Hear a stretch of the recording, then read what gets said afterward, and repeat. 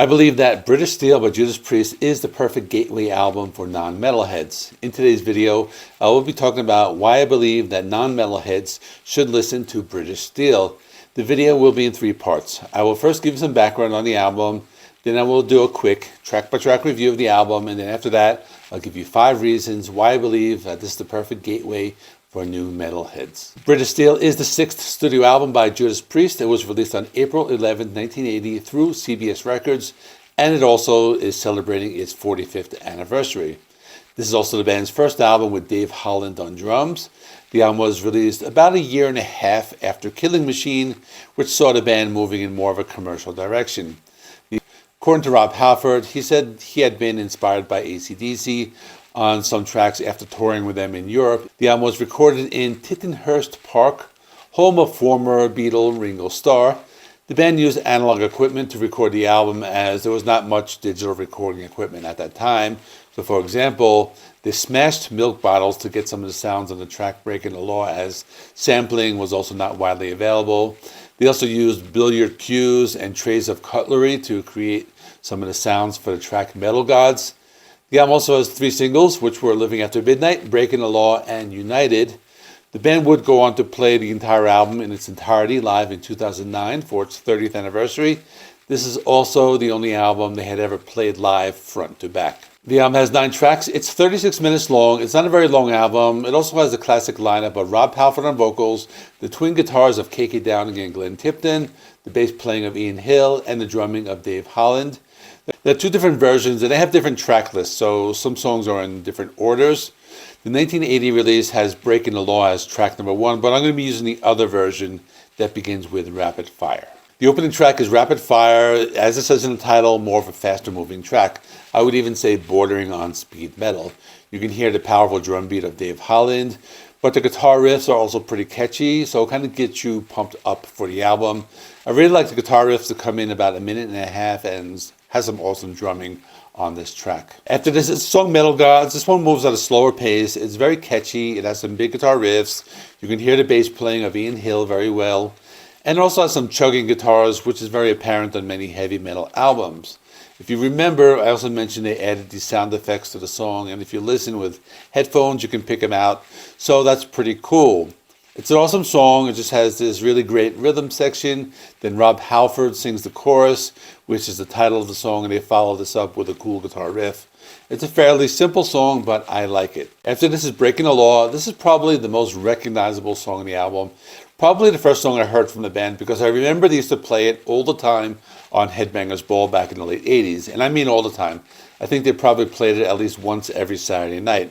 So I really remember the music video very well. It's a catchy song, the chorus is simple, and the main guitar is very memorable. After this is Grinder, which I like because the opening guitar riff is delivered in this stop-start fashion. You can also hear that thick bass guitar sound that just drives the rhythm. The guitar solos are also very melodic, and that adds to the overall listening experience. After this is the song United. If I had to pick a weaker song, this might be it, but it's not too bad. I think it sounds more like a hard rock song, even some pop. Kind of reminds you of something you would hear from Kiss in the 70s. Sounds like a very happy, upbeat, fist-pumping type of song, but it's also a good song for new listeners because it's not very heavy. And on a positive note, it has that sing-along quality, and I'm sure it goes over very well in a live setting. The next one is called You Don't Have to Be Old to Be Wise. It's another pretty cool song. Has some very big guitar riffs, very heavy bass guitar sound. It's also a good song if you want to hear Rob Halford's vocal range, because he shows off his higher range in the song. You can also hear how Rob Halford is able to hold these long notes, and that can be heard after he sings the title of the song, where he really extends the last note. This is a good song if you want to hear the twin guitar attack of Glenn Tipton and K.K. Downing. Really quick, if you want to become a member of this channel for 99 cents to get you early access to all my videos, and for $2.99, not only do you get early access, but you can request album reviews. There's a join button below and a link in the video description. Then there's Living After Midnight. It's a great song for a few reasons. It has that awesome drum intro by Dave Holland, has the guitar riff that matches the melody of the song, so it's super catchy, it's sing-alongable. Not only that, but the guitar solo also matches the main melody of the song, so for that reason, it's a very accessible song. We get more of that bass playing from Ian Hill on the next song called The Rage. It's another pretty cool song. I think it might have been what they were talking about when they were influenced by AC/DC. I get a lot of that listening to the song. Let me also mention the bass guitar has this reggae type of sound in. I know they're not the first metal band to do that because I know Scorpions did that on their albums that were released around this time. But that's only the first part because the second part brings in some heavier guitar riffs. Last song is called Stealer. It's one of the more energetic tracks. I think they wanted to bookend the album with two of the more faster moving tracks that were closer to speed metal, and I know that's something that a lot of bands would be doing in the 80s. For example, Metallica used to put their heaviest songs on the first and last track of their albums, so that might be where they got it from. Now, in part 3 of this video, I'm going to talk about why this album is the perfect for non-metalheads. Let me give you 6 reasons. I know I said 5 before, but I'm going to throw in a bonus. Number 1 is that it has an accessible sound. The album is more of a commercial rock sound compared to many other Judas Priest albums that came right before it. For example, tracks like Breaking the Law and Living After Midnight are filled with hooks, and they're really easy to listen to, so they would be perfect for people who are not accustomed to heavy metal music. Not only that, but there's enough aggression and energy to let people ease into the heavy metal sound without turning them away. My next reason is that the songs are catchy and memorable. I know I mentioned Breaking the Law and Living After Midnight, but those are probably the 2 catchiest and most memorable songs on the album. For that reason, you probably heard them before because they come up often in playlists, but many of the other songs are also catchy and memorable. The third reason is because it can introduce the listener to the rebellious nature of heavy metal. A lot of the lyrics are about defiance and freedom. 2 examples would be You Don't Have to Be Old to Be Wise and Grinder.